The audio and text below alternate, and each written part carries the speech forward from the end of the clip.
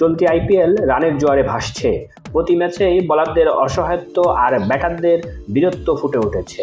এমনটি দেখে বোলারদের নিয়ে এবার মন্তব্য করেছেন সাবেক পাকিস্তানি পেসার ওয়াসিম আকরাম। তিনি মনে করছেন টাকার কাছে শেষ হয়ে যাচ্ছে আইপিএলের বোলাররা।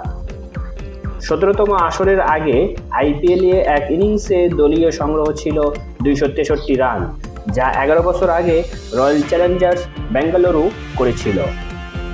এবার এখন অবধি 250 পেরিয়ে যে 3টি ইনিংস খেলেছে হায়দ্রাবাদ, সেগুলো যথাক্রমে 277, 287 ও 266। বলা বাহুল্য যে হায়দ্রাবাদ নিজেরাই নিজেদের রেকর্ড করছেন, আবার নিজেরাই নিজেদের রেকর্ড ভাঙছেন। আর কলকাতা তুলেছিল 272 run, royal Challengers Bengaluru 262 run.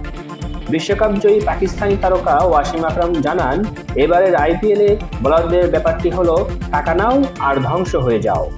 এমনই খবর বৃহস্পতিবার 25 এপ্রিল প্রকাশিত হয়েছে ভারতীয় গণমাধ্যম হিন্দুস্তান টাইমসে। ওয়াসিম আকরাম বলেন, বোলারদের জন্য আমার মায়া হচ্ছে। যেখানে বল করছে সীমানা ছাড়া হচ্ছে। পাওয়ার প্লেতে যেমন মার খাচ্ছে, পাওয়ার প্লের বাইরেও তেমনই সমান তালে মার খাচ্ছে বোলাররা।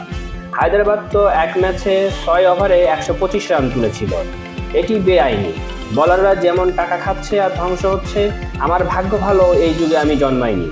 আসলে কথাগুলো 100% সত্য। আইপিএলে দর্শকদের মনোরঞ্জনের জন্য বোলারদের যেন বলির পাঠা বানিয়েছে এবারের আইপিএল কর্তৃপক্ষ। এভাবে চললে একসময় আর ভালো বোলার পাওয়া যাবে না, যেখানে শুধু ব্যাটারদের জয় জয়কার দেখা যাবে। বিশ্বকাপের আগে এরকম অবস্থা চলতে থাকলে বোলারদের মন ভেঙে যাবে এবং আইপিএল থেকে যেহেতু নতুন নতুন খেলোয়াড়, নতুন নতুন বোলার বের হতো, সে আশা একদম ছেড়ে দিতে হবে। কারণ যে হারে বোলাররা একের পর এক মার খাচ্ছেন, এতে করে ভালো বোলার খুঁজে পাওয়া মুশকিল হয়ে যাবে। এটা ইন্ডিয়া টিম ম্যানেজমেন্টের জন্য ক্ষতিকর এবং আন্তর্জাতিক যে টিমগুলো থেকে খেলোয়াড়রা বোলাররা এখানে এসেছেন তাদের জন্যও ক্ষতিকর। কারণ এখানে তাদের একদম ক্যারিয়ার ধ্বংস হয়ে যাবে।